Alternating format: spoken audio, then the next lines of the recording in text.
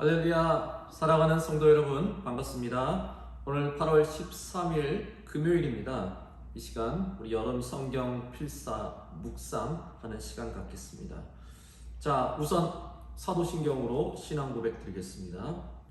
전능하사 천지를 만드신 하나님 아버지를 내가 믿사오며 그 외아들 우리 주 예수 그리스도를 믿사오니 이는 성령으로 잉태하사 동정녀 마리아에게 나시고 본디오 빌라도에게 고난을 받으사 십자가에 못 박혀 죽으시고 장사한 지 사흘 만에 죽은 자 가운데서 다시 살아나시며 하늘에 오르사 전능하신 하나님 우편에 앉아 계시다가 저리로서 산자와 죽은 자를 심판하러 오시리라. 성령을 믿사오며 거룩한 공예와 성도가 서로 교통하는 것과 죄를 사하여 주시는 것과 몸이 다시 사는 것과 영원히 사는 것을 믿사옵나이다. 아멘. 오늘 하나님의 말씀은 갈라디아서 6장 11절에서 18절까지입니다. 갈라디아서 마지막 부분이죠. 갈라디아서 6장 11절에서 18절 말씀 우리 함께 봉독하시겠습니다. 내 손으로 너에게 이렇게 큰 글자를 쓴 것을 보라. 무릇 육체의 모양을 내려 하는 자들이 억지로 너에게 할례를 받게 하면 그들이 그리스도의 십자가로 말미암아 박해를 면하려 함뿐이라. 할례를 받는 그들이라도 스스로 율법은 지키지 아니하고 너에게 할례를 받게 하려 하는 것은 그들이 너의 육체로 자랑하려 함이라. 그러나 내게는 우리 주 예수 그리스도의 십자가 외에 결코 자랑할 것이 없으니 그리스도로 말미암아 세상이 나를 대하여 십자가에 못 박히고 또 내가 또한 세상을 대하여 그러하니라. 할례나 무할례가 아무것도 아니로되 오직 새로 지음심을 받는 것만이 중요하니라. 무릇 이 규례를 행하는 자에게와 하나님의 이스라엘에게 평강과 긍휼이 있을지어다. 이후로는 누구든지 나를 괴롭게 하지 말라. 내가 내 몸에 예수의 흔적을 지니고 있노라. 형제들아, 우리 주 예수 그리스도의 은혜가 너희 심령에 있을지어다. 아멘. 기도하겠습니다. 하나님께서 오늘도 귀한 말씀 우리에게 선물로 주셔서 우리가 이 시간 이 말씀을 듣고 또한 묵상하고 필사할 때 큰 은혜 받게 하여 주시옵소서. 예수님의 이름으로 기도합나이다. 아멘. 자, 오늘은 할례가 아닌 십자가를 자랑하라 라는 제목으로 함께 말씀 나누겠습니다. 이 갈라디아서 이제 마지막 부분이죠. 지금까지 갈라디아서 다시 도드려 본다면 가장 핵심적인 주제는 바로 어떤 것이었습니까? 율법주의 물들은 갈라디아 교회를 향해서 율법을 거부하고 온전한 복음적 신앙을 회복하라 라고 호소하고 있습니다.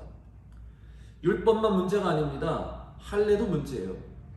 자, 마지막 부분에 와서 사도 바울은 할례를 굉장히 반대하고 있죠. 지금 자, 12절 보시면 무릇 육체의 모양을 내려 하는 자들이 억지로 너에게 할례를 받게 하면 그들이 그리스도의 십자가로 말미암아 박해를 면하려 함뿐이라. 율법주의자들이 교회에 들어와서 그렇게 이방인들에게 억지로 할례를 받으라고 강요를 하는 겁니다. 왜 할례를 받으라고 또 그렇게 막 그들이 유혹을 하죠? 어떻게 유혹합니까? 할례를 받으면 핍박을 피할 수 있다라고 또 그렇게 유혹을 해요. 초대교회를 심하게 핍박하던 이들 대부분 유대인들이었죠. 강경한 유대인들. 바울의 선교 여행도 그렇게 유대인들이 번번이 회방을 넣었고 또 심지어는 막 불량배들, 건달들까지 불러서 폭력을 일삼고 살해 위협까지 가하면서 아주 심하게 방해했습니다. 초대교회들도 유대인들에게 많은 그런 방해와 또 괴롭힘과 핍박을 당했을 거예요. 갈라디아 지방 교회들도 마찬가지겠죠.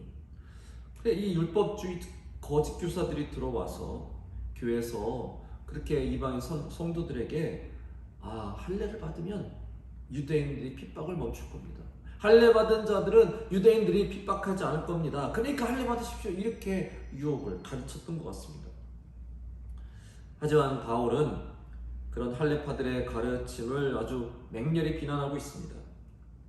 그렇게 해서 할례 받는 것 비겁한 짓이고 또 그렇게 해서 핍박을 또 면해보겠다는 것도 주님 앞에서 매우 비겁한 행위라는 겁니다. 우선 할례는 그런 뜻에서 할례 받는 게 아니에요. 할례는 자신의 하나님의 백성이라고 세상과 구별된 백성이라는 것을 보여주는 신체적 표식입니다. 핍박을 피하기 위해서 받는 할례는 목적부터 잘못된 거예요. 어쨌든 그렇게 이방인들에게 할례를 강요하는 것은 이것은 성령의 사역을 방해하는 것이고 오직 믿음으로 구원받는다는 예수님의 복음 진리에 크게 어긋난 잘못된 일입니다. 그래서 사도 바울은 맹렬히 이 할례를 반대했어요. 그리고 또 한 가지 문제가 있죠. 13절에 보십시오. 할례를 받은 그들이라도 스스로 율법은 지키지 아니하고 너에게 할례를 받게 하려는 것은 그들이 너의 육체로 자랑을 함이라. 할례를 받아도 그 사람들의 삶이 변화되거나 거듭나지 않는다는 거예요. 할례 받아도 여전히 예전 그 삶 그대로 살고 있다는 겁니다. 아까처럼 핍박을 면할 그런 어떤 수단으로 할례를 받는다면 그 사람이 과연 그 할례를 통해 정말 진정으로 거듭나고 변화되겠습니까? 믿음의 결단도 없이 그냥 할례만 받는다고 이 사람 정말 하나님의 백성이라고 뭔가 달라지겠냐 말입니다. 오직 성령의 세례를 받아야 사람이 진정으로 거듭나고 하나님의 백성이 될 수 있는 거죠. 그러니까 믿음이 있어야 되는 거예요. 믿음이 있어야 핍박 피하겠다고 그렇게 억지로 받는 할례는 그저 형식뿐일 뿐 믿음이 없는 거예요. 믿음도 없이 솔직히 할례 받는 거 그거 아무 의미가 없는 거죠. 그래서 15절에 할례나 무할례가 아무것도 아니로되 오직 새로 지으심을 받는 것만이 중요하니라. 오직 예수 그리스도 안에서 성령으로 거듭나는 이것이 제일 중요한 것이지 할례를 받냐 할례를 못 받았느냐 이건 아무런 중요한 문제가 아니라는 겁니다. 솔직히 진정 예수를 믿고 예수님을 끝까지 따르겠다라고 믿음의 결단을 한 사람이라면 그렇게 예수를 믿음으로 인해서 가해지는 핍박과 또 환난을 그렇게 비겁하게 피해가진 않을 것입니다. 오히려 예수의 고난에 참여하는 것을 영광스럽게 여기겠죠. 사랑하는 성도 여러분, 예수님 믿는 것 때문에 받는 핍박이라면 여러분도 기꺼이 즐겁게 받으시겠습니까? 여러분 어떻게 하시겠어요? 그래도 나 그거 싫어 그냥 어떻게든 피해가려고만 하시겠습니까? 아니면 그리스도의 고난에 참여하는 것으로 즐거워하라. 베드로전서에 나오죠. 그렇게 즐거워할 수 있겠습니까? 예수님 이렇게 말씀하셨어요. 또 너희가 내 이름을 인하여 모든 사람에게 미움을 받을 것이나 나중까지 견디는 자는 구원을 받으리라. 누가복음 12장 8절 9절에 또 이렇게 말씀합니다. 누구든지 사람 앞에서 나를 시인하면 인자도 하나님의 사자들 앞에서 그를 시인할 것이요 사람 앞에서 나를 부인하는 자는 하나님의 사자들 앞에서 부인을 당하리라. 하나님 심판대 앞에 섰을 때 예수님이 그래 너 그때 그렇게 네가 핍박을 받았을 때도 여전히 나를 시인했지 나를 부인하지 않았지 야 참 잘했다 그렇게 칭찬하시겠죠. 만약에 그 믿음이 약해서 그냥 어떤 고난과 핍박 속에서 예수님 몰라요 나 진짜 예수님 몰라요 그러면 하나님 심판대 앞에 섰을 때도 예수님은 나도 몰라 너 누군지 몰라 이렇게 말씀하신다면 얼마나 큰일 나겠습니까? 여러분 십자가로 인한 고난은 그냥 피해가는 것이 아닙니다. 우리가 참고 견딜 수 있어야 됩니다. 어떤 상황에서도요 예수님을 내 구주로 시인하는 그런 믿음의 사람 되셔야 됩니다. 또한 14절처럼 십자가를 자랑하는 십자가가 뭐예요? 고난이에요. 핍박이에요. 그것도 내가 그냥 피해가지 않고 내가 감당할 수 있는 그런 믿음의 사람들이 되시기를 간절히 소망합니다. 사도 바울은 갈라디아서를 아주 너무 멋지게 끝을 맺고 있어요. 이렇게 장엄하고 의미심장한 또 믿음의 선언이 또 어디 있을까요? 여러분 잘 아시는 17절 말씀 함께 보겠습니다. 이후로는 누구든지 나를 괴롭게 하지 말라. 내가 내 몸에 그리스도의 흔적을 지니고 있노라. 아멘. 나 건들지 마. 나 내 몸에 예수의 흔적을 지니고 있어. 할례 표식을 자랑하는 자들에게 당당하게 선전포고하고 있습니다. 너희들은 그렇게 할례 표식을 자랑하는데 나는야 예수의 흔적을 자랑한다. 그게 어디 비교나 되겠어요? 예수의 흔적이 구체적으로 무엇일까요?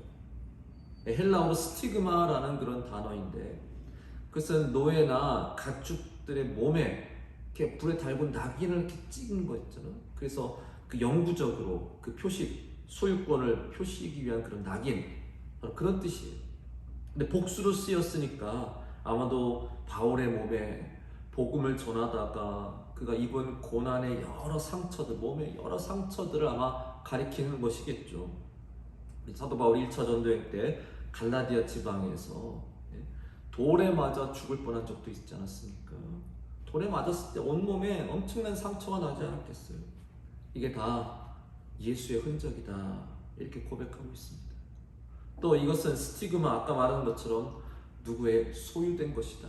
나는 예수님께 소유된 사람입니다. 난 예수의 종입니다 라고 또 이렇게 고백하는 그런 흔적이 되는 것입니다. 자, 오늘 말씀 참 감동적이고 또 꽤 찔리는 그런 말씀입니다. 우리는 작은 고난도 그렇게 막 힘들어하고 괴로워하며 하나님께 막 불평불만을 하는데 사도 바울과 초대교회 성도들 얼마나 큰 핍박, 얼마나 괴로움을 많이 겪어야 했을까요? 그럼에도 그렇게 예수 그리스도를 위해서 그것을 다 참고 견디고 영광스러워하는 그들의 믿음이 지금 우리의 신앙, 우리 교회, 우리 기독교의 엄청난 큰 밑거름이 되었습니다. 여러분, 고난이 결코 뭐 좋다는 거 아니에요. 누가 고난을 좋아하겠어요? 그렇지만 고난 가운데서 하나님을 더 깊이 만날 수 있다면 그것도 참 좋은 것입니다. 또한 고난 당하는 자들을 위로하시고 도우시는 주님의 은혜를 맛보는 것도 그것도 참 좋은 것입니다.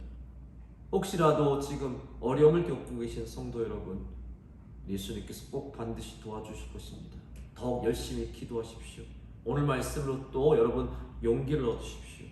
고난 중에도 여러분을 위로하시는 주님의 평강과 은혜가 긍휼히 함께 하시기를 주님의 이름으로 간절히 축원합니다.